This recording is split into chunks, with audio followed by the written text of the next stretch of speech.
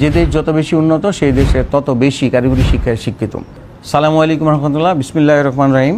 বাংলাদেশের সকল অভিভাবক, ছাত্রছাত্রী, বিশেষ করে এসএসসি পরীক্ষার্থী যারা দিয়েছে তাদের প্রতি আমি বাংলাদেশ কারিগরি শিক্ষা বোর্ডের চেয়ারম্যান হিসেবে আপনাদের শুভেচ্ছা অভিনন্দন জানাচ্ছি। আপনারা হয়তো জেনে থাকবেন, বাংলাদেশ তথা সারা বিশ্বের যত কারিগরি বৃত্তিমূলক শিক্ষায় শিক্ষিত হয়ে যারা দক্ষতা অর্জন করে তারা আসলে উচ্চশিক্ষা গ্রহণ করার সুযোগ থাকে, তাদের চাকরি সরকারি বেসরকারি দেশে এবং বিদেশে করার সুযোগ থাকে এবং তারা স্ব-উদ্যোক্তা হয়ে সেলফ এমপ্লয়মেন্ট সেই সাথে উদ্যোক্তা হিসেবে নিজেকে প্রস্তুত করতে পারে। অর্থাৎ কারিগরি বৃত্তিমূলক শিক্ষা গ্রহণের মাধ্যমে পরিবারের, সমাজের এবং রাষ্ট্রের অর্থনৈতিক এবং সামাজিক উন্নতির ক্ষেত্রে তারা সক্রিয় ভূমিকা পালন করে থাকে। যে দেশ যত বেশি উন্নত সেই দেশে তত বেশি কারিগরি শিক্ষায় শিক্ষিত।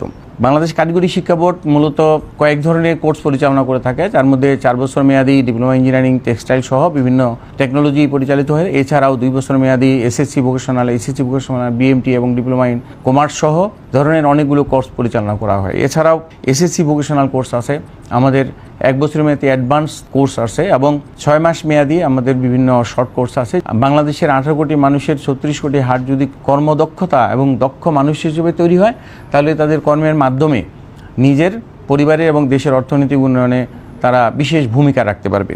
আমরা অতীতের ন্যায় বিগত কয়েক বছর যদিও জিপিএর মাধ্যমে ডিপ্লোমা ইন ইঞ্জিনিয়ারিংয়ে ভর্তি কার্যক্রম চলেছিল, বাট এবছর থেকে আমরা পুনরায় ভর্তি পরীক্ষার চালু করতে যাচ্ছি।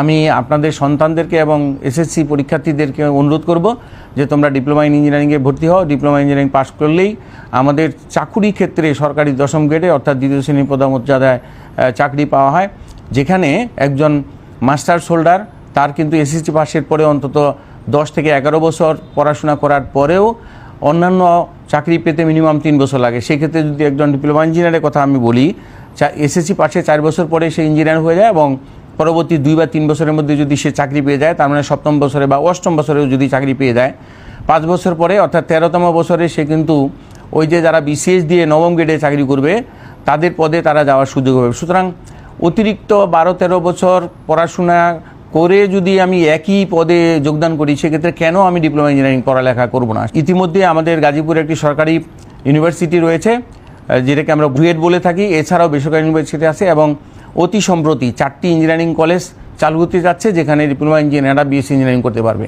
তার মানে দেশে বিদেশে উচ্চশিক্ষার সুযোগ রয়েছে, দেশে বিদেশে সরকারি চাকরির সুযোগ রয়েছে, দেশে বিদেশে ব্যক্তিগত এবং মাল্টিন্যাশনাল কোম্পানিতে চাকরির সুযোগ রয়েছে। আমি আহ্বান জানাবো, বিনীতভাবে অনুরোধ করব, আপনার সন্তানকে বেকার তৈরি না করে দক্ষ যোগ্যতা সম্পন্ন কারিগরি বৃত্তিমূলক শিক্ষায় শিক্ষিত করার জন্য ডিপ্লোমা ইঞ্জিনিয়ার সহ